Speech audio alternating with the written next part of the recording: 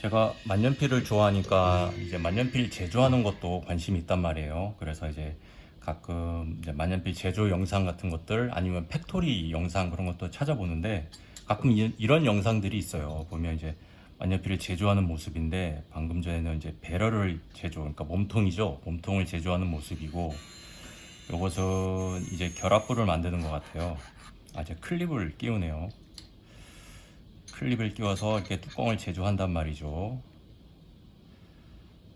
그래서 이게 몸통과 이제 결합을 하죠. 이제 이렇게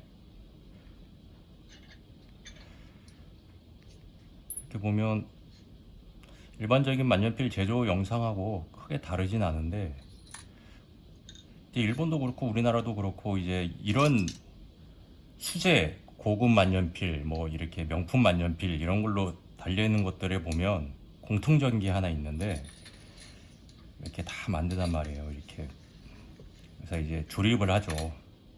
보면 카트리지를 이제 끼우고 하는데 보면 아까 다시 보면 몸통을 만들었는데 그다음 펜촉부를 만들어야 되잖아요. 근데 어느 순간 짠 하고 이렇게 그립부가 등장을 해요. 그래서 카트리지만 이렇게 끼워서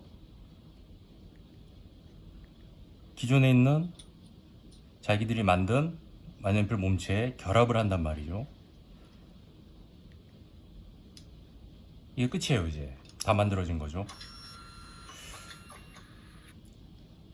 참 특이하단 말이에요. 이게 왜냐면 만년필이라는 게 가장 중요한 게 펜촉이잖아요. 누가 뭐니 해도 펜촉인데 펜촉 만드는 장면이 없어요. 그런데 만년필 영상의 제목은 수제 고급 만년필 만드는 영상, 뭐 그렇게 제목이 붙는단 말이에요. 그래서 한번 따져봅시다. 수제 명품 만년필 그러면 세 가지 단어가 결합이 된 거잖아요. 수제, 이제 말 그대로 손으로 만들었다잖아. 손으로.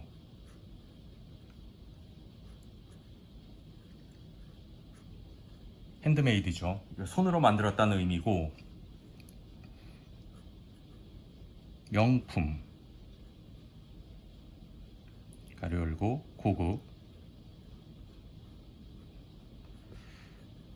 요건 이제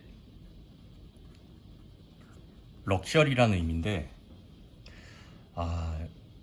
사전을 찾아보면 럭셔리라는 의미가 오랜 기간 동안 사람들 사이에서 사용되며 상품적 가치와 브랜드 밸류를 인정받은 고급품, 이렇게 얘기가 되거든요.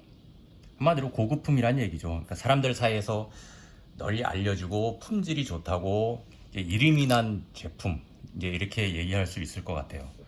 그 다음에 세 번째가 만년필.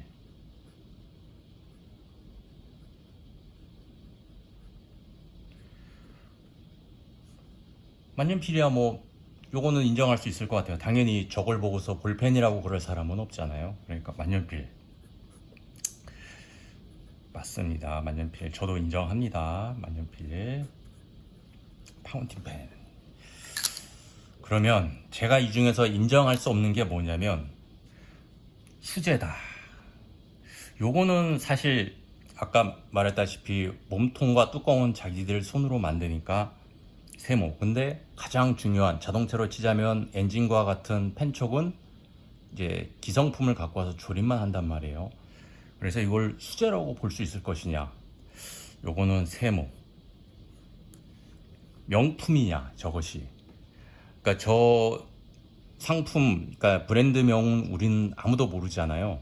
그리고 주변에서 널리 쓰이지도 않고 또 사람들 사이에서 널리 인정받지도 못한 것 같아요. 품질을. 더군다나 펜촉에 대한 어떤 신뢰도가 없다는 측면에서 명품이나 고급품이라고 볼 수는 없을 것 같아요. 아까 말했다시피 만년필은 인정. 이렇게 된단 말이죠. 수제, 명품 혹은 고급 만년필, 저것을 그렇게 정의할 수 있을까요? 수제라는 말이 현대 지금 대한민국에서 가장 오남용이 심각한 단어 중에 하나라고 생각을 합니다. 수제, 손으로 만들었다는 의미잖아요.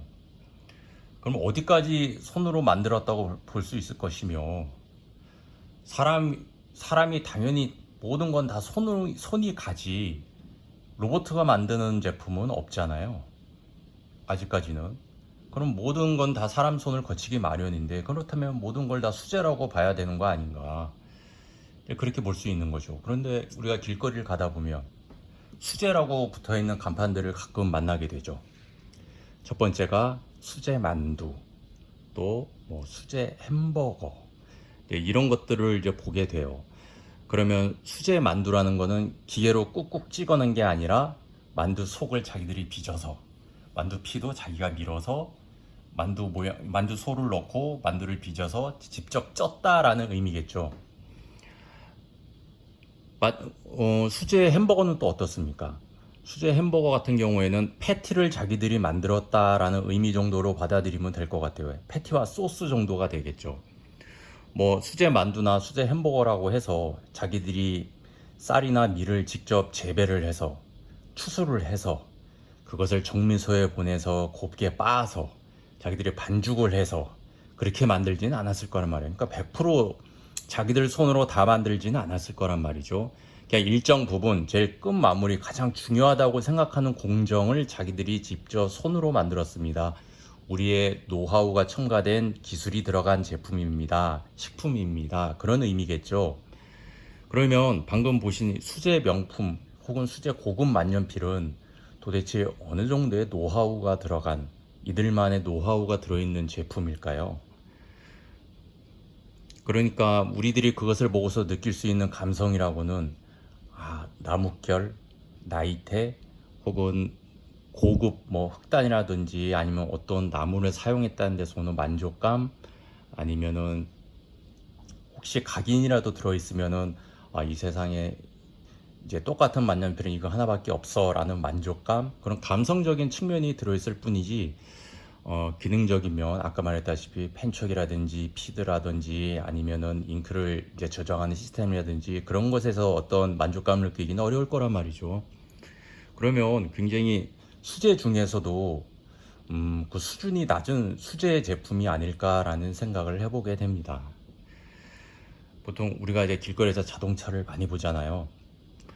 자동차를 보면서 사람들이 저게 수제일 거라고 생각하는 사람은 별로 없잖아요. 그런데 따지고 보면 모든 부품들을 각 학청 업체에서 받아서 그 다음에 길게 굉장히 긴 라인에서 작업자들이 서서 조립을 한단 말입니다. 굉장히 지난하고 많은 공정이 필요하죠. 그리고 정밀성도 요구되고요. 그리고 마지막으로 점검을 하는 것도 직접 사람이 엔진에 시동을 걸어보고 한번 타보고 출하가 된단 말이에요. 그러면 적어도 지금 본 영상에서 본 만년필보다는 손이 많이 가잖아요.